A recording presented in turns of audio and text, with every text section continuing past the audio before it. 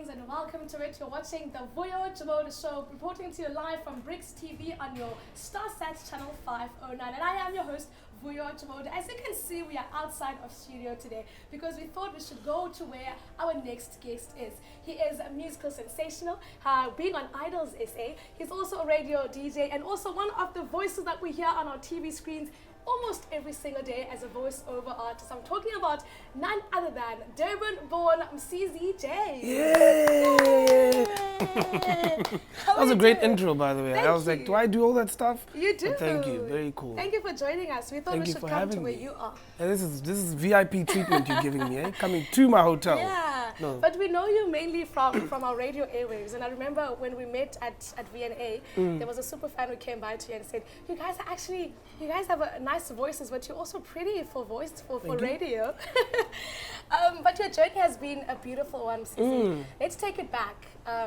Where was Msizi born? Who is Msizi James before radio and what you know you for? Yeah, so my real name and my full name is Msizi James Matinane. I'm from the heart of KwaZulu-Natal, born and bred in the Valley of 1,000 Hills. You know, so I was born KwaNqetho and raised in a little town called Hillcrest, where I went to school, went to high school.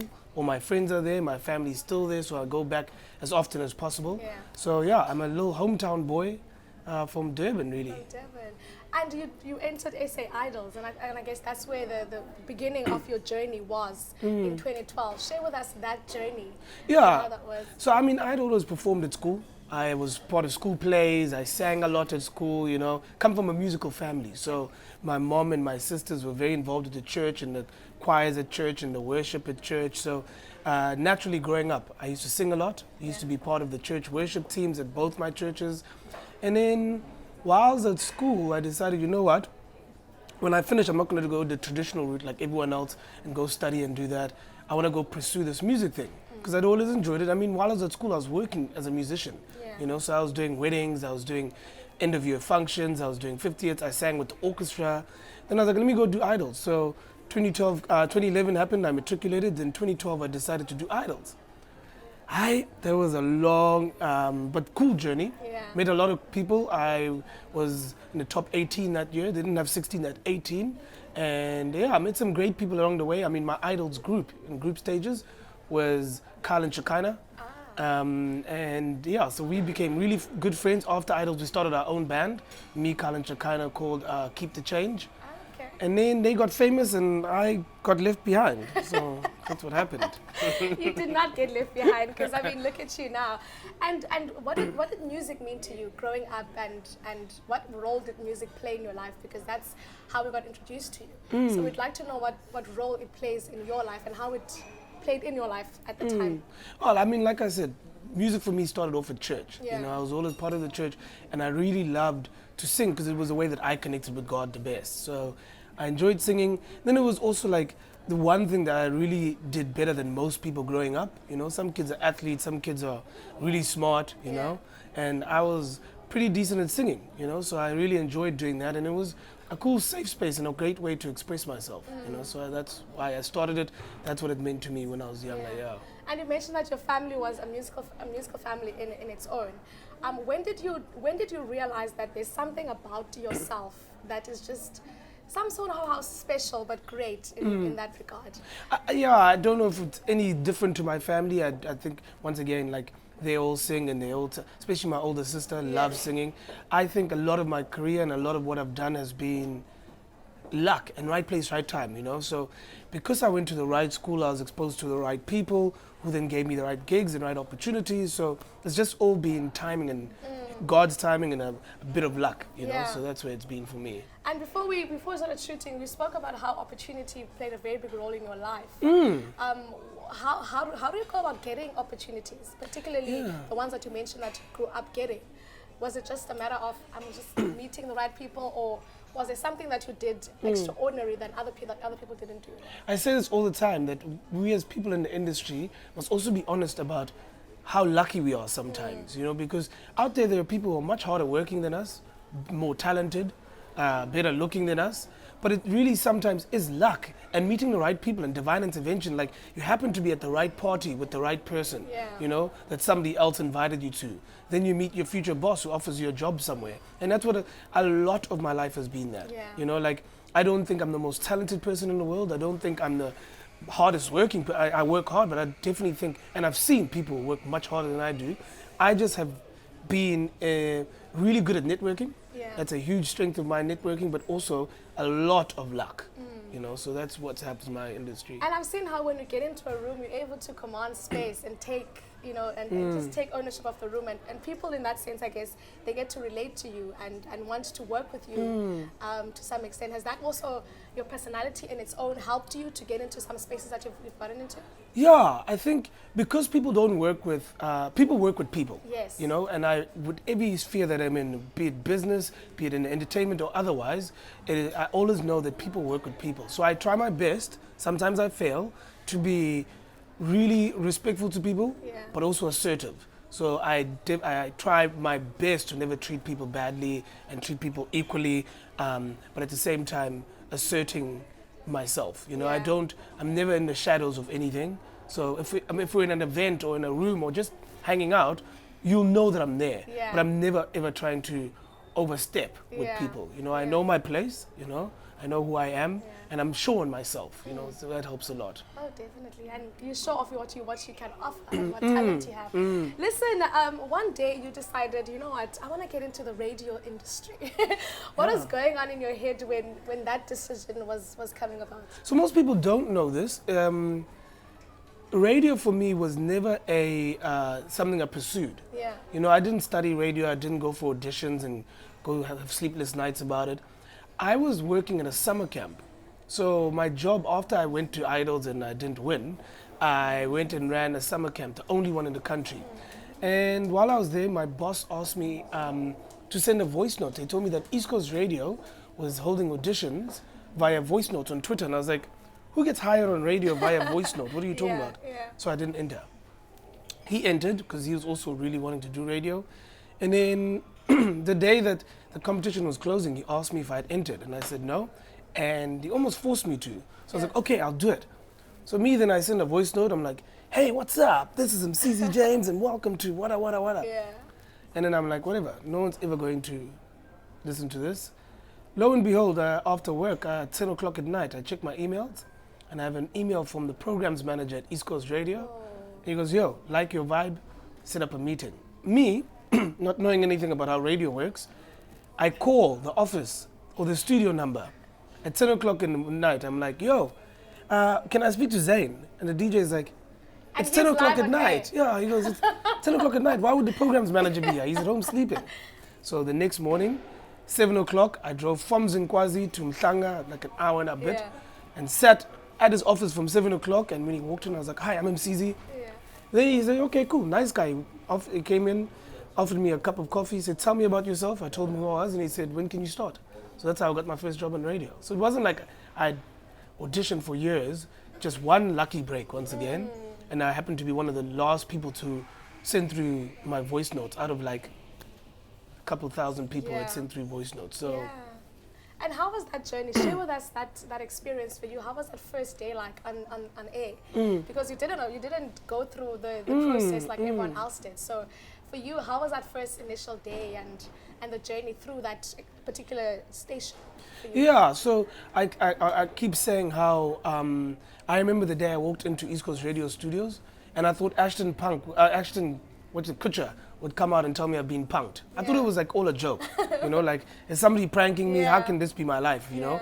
But I owe a lot of where I am today because of East Coast. So because I didn't do campus, I didn't do community, I didn't come up like that, I had no idea how radio worked.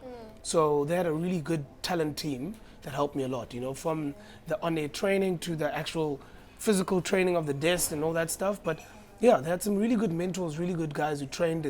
A guy from Australia who comes down, his name is Phil Dowes, and he'll help teach you. So a lot of teaching went into me. But then once again, I happened to be there at a time where other people were leaving or things were being shifted. So I rose very quickly there at East Coast Radio. In a couple of months, I had given my own breakfast show. I was doing the weekend breakfast. and they let me pick my own team. Then I was also doing the early morning shows, so 4 to 6. So I was working 7 days a week. Yeah. I was doing like 8 shows a week at East Coast, you know. So it was a lot of on-the-job training, but a great experience. And because I worked so much there, it really prepared me for what I'm doing now. Yeah, and because I mean it was your first time experience and you didn't get to do the campus radio and the community radio. What was the most embarrassing moment for you on that particular station? You know, That's so many. It was a learning curve, right? But what was that one experience that you think, this made me respect radio? Ooh, so much went on, man. So the desk, firstly, is very intimidating. Didn't know how to use that thing. So me, I was pressing random buttons. Or I'd play ads in between a song. I'd turn on my mic while the ads are going. It was crazy. Then I think also was like the frame of mind of switching from I'm speaking to you and then switching over to speaking to the hundreds of thousands or East Coast radio's case, 1 million people who listen, was also a big one because I had to catch myself if I couldn't swear. I messed up a couple of times and I said the S word or something like that. And then I remember once I was working East Coast and I did that early morning show. It was 5 o'clock in the morning and the song 5 o'clock in the morning by T-Pain was playing. So I said, hey, this is East Coast Radio, I said, hey, it's T-Pain, 5 o'clock in the morning, it's 5 o'clock on 5 FM. I love that. And my boss was like, wait, what? Not 5 FM. Yeah. But now it is, so it is 5 FM now. Let's go to a quick break and we'll chat exactly about how you got into that particularly. Maybe was it the fact that you mentioned it on the wrong station? I was speaking to the right people. Listen, man, we're still sitting with Msizi James right here on the Vuyo Joboda show. Let's go to a quick commercial break. We'll see you straight after this.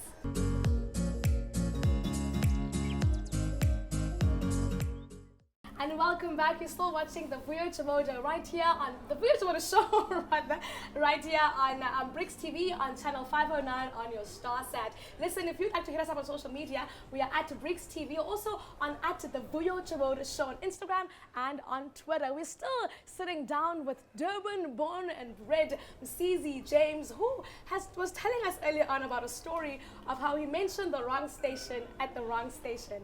But then he ended up getting the right station. Did I say that correctly? Absolutely. At least you said the right thing, man. But then let's get straight into it. 5FM gives you a call and tells you, Msizi, come join our team. Yeah. I remember when I was still working at East Coast, we were sitting around, we were like, Fresh is leaving. What's going to happen to 5FM? Yeah. And who's going to be replacing him? So we're all scheming. We're like, Nick Hammond's going to move here. Then they're going to move Tando here. Roger's going to do this. And we're all scheming. None of us ever thought, okay, what if they call somebody else? And they're like, yo, come through. We never thought anyone would ever happen like that. As it happens, somebody from 5FM was in Durban earlier that year, heard me on the radio, and had kept me in mind. So when Fresh left, I got a call, and they asked me if I'd love to move to Johannesburg and come be part of the drive show, the new drive show with Tando Tabete. And I was like, wow, that sounds great. I was 23 when this happened. So if I was ever going to move to Johannesburg, it was while I was 23, you know? So I made the leap and I went over to the big city, the 011. Yeah, and I mean, that being one of the biggest drive time shows within the country, did you ever think that you'd get into such a big platform before the age of 25? I mean, Never. That one would think at the age of 40, when they've established themselves well enough in the industry, would they get such a... Did you ever think that would happen? Never, ever. I never thought, firstly, that if I went to 5FM, I'd be on a drive show as my first show. It just is unrealistic. So in my mind, I'd always thought that I was going to work at 5FM. Like I said, it was a dream. So I thought I was going to go there and do a weekend show or do an early morning show, maybe then get daytime, and maybe in 10 years do the drive or breakfast show. So for that to be my first show was surprising, was ridiculous, but at the same time very scary because for many reasons. So the idea that this audience who'd never heard of me was just going to now be thrown into the deep end with me, and vice versa. But also, I feel like a lot of my career has been peaking very early. So like it scares me because now that I'm on a drive show, on a national station, big commercial station too, one of the biggest brands in the country, where to next, you know? So it's hard to think about growth, you know what I'm saying? Because if I'd started on the weekend, I could then work myself to daytime or whatever it is. But I'm already on drive, so Yeah. what now? Yeah. You know? But then, if we're having that conversation, then at what level do you think perhaps it is your hard work that's putting you at that platform right now? It's hard to say because when I got the job at 5FM, I'd already only been working on radio for 2 years. So how much hard work can you do in 2 years, you know what I'm saying? Yeah, and like I said, to go back, I'd been working eight shows a week at that point at East Coast Radio. So that was hard work. But there are people who spend 10 years. There's people at 5FM who've been there for 17 years, you know? So people are out there working. Yeah. I think it's just you make plans for yourself and then God comes and goes, no, I'll show you plans and gives you even better ones. And that's been my life and I'm very grateful, you know? But it's also, once again, timing and I guess talent. Talent doesn't have a time limit, you know, an age. Yeah. It doesn't wait for you to have done 5 years at any place. If you have what it takes, Mazdala. And what do you think about you as a person sets you apart in this big, giant industry? And what's making everyone fall in love with you? I don't know, man. Firstly, thank you for the compliment. I don't know anyone was in love with me. But I don't know. I think I try to be very relatable and real. So I think, especially with the 5FM audience, unlike East Coast Radio, I was speaking to people much older than me at East Coast Radio. Everyone at 5FM who's listening is my age. When I started, I was 23. I've done that for like 2 years now. So I've always been speaking to my age, so it keeps me relatable. You know, so when I'm talking about things that happened to me on the weekend or happened to me yesterday, you know, they can relate. People can relate with having to pay for their first car or looking at buying their first house. You know, people can relate to that stuff, and that's a big one. You know, I try to be, and the personality I play is your younger brother, or in some people's case, just your brother, who's annoying at times, you know, funny sometimes, and then just, otherwise you just want to hang out and have a beer with him. And that's what I try to do on radio. Yeah. You mentioned that you have this fear of perhaps being young and having to reach such big accolades in the industry. What are some of the plans that you have, you know, going forward within the industry that you'd like to achieve? And now let's just speak it into existence as well, because you've spoken things and they happen. So what are some of the things that you'd like to see happening for you within this industry? Yeah, I've done a lot of stuff that I've wanted to do already. You know, like I've done a bunch of TV. I hosted the Real Composer for a while as an interim host. I've hosted my own show on Mnet. So I've done a lot of stuff, and I'll be honest, I don't know how long I want to do this for. You know, I love the industry, and I've been very blessed in it. It's really put bread and butter on my family's table, you know. But I don't know. I'm really starting to gear out into the business world. You know why I don't like the industry, I'll tell you candidly, is the lack of job security and the anxiety that comes with the industry. Because everything's on radios a year at a time, you know. So right now I might be the young cool guy who is a great person to bet on, but next week somebody from Wits or UCT or Marty's can come, funnier, harder working, better looking, and take my position, you know. So that's a very stressful position, you know, to be in. But also the idea that our lives are based year to year. That's why I've branched out into a lot of business. So where do I see myself in 5 years? Hopefully still on radio, because I love it, you know. Perhaps by then doing breakfast. And then, I've enjoyed working on TV. I don't know if it's something that I want to do. You know why I don't like TV, guys? Look at all of this. It's a lot. Too much lights. It's just a lot. It's just a lot of stuff going on, you know. And every time I've worked on TV, you gotta be there 3 hours beforehand. You gotta do makeup. You know how many times I got my hair cut when I worked at RGB? Every day somebody wants to cut your hair. How fast does your hair grow? You know, so it's just a lot. So that's why I enjoy radio, because you've never come to our studios, but I come to work in shorts, slops, a t-shirt, whatever it is, you know, and I'll get there and I'll talk, because no one can see me, you know, and I feel very comfortable like that. This thing where you guys have to, every time we were at commercial just now, you're putting on powder, you write me and I can't. But I guess, I mean, that's as you say, that's why you enjoy radio, because you get to be behind the mic, no one really, but they can see you within their mind. Yeah, they picture me, but then they're always wrong. You know, every time I meet people. They picture you? Oh yeah, so I mean, we meet people even now here in Cape Town. They're like, oh, we had no idea you look like that. Oh, okay, I thought you would be taller. Oh, women are always disappointed when they meet me. They're like, oh, okay, not what I thought. Oh my. Msizi also mentioned that you know have a passion for entrepreneurship, and I'd like us to tap into that as well because, as you said, it's important to be multifaceted within the industry. What has that journey been like for you within the entrepreneurship space? And share with us what are some of the things you do within that industry as well. Yeah, it's a cool one. I've dabbled in many different things. One of them being I own a branding and marketing company, the Brand Lab, based in Durban. We've got offices there in Durban, and we do on the line and below the line marketing and branding strategies for a couple of big brands. I won't mention them, but and stuff like that. So that's been a really cool one. It's taught me a lot. You know, I've got some great partners in Durban who I've worked with for the last couple of years. I think I was 23 when we started that one, or 24, or somewhere along there. But that one's going really well. And then my newest venture is that I own a coffee company. Oh, that's why you like coffee so much. Yeah, I own Beethoven Coffee. And so we're a small specialty roasting company, and we send it out to different restaurants, and then people buy online too. That's our biggest client base.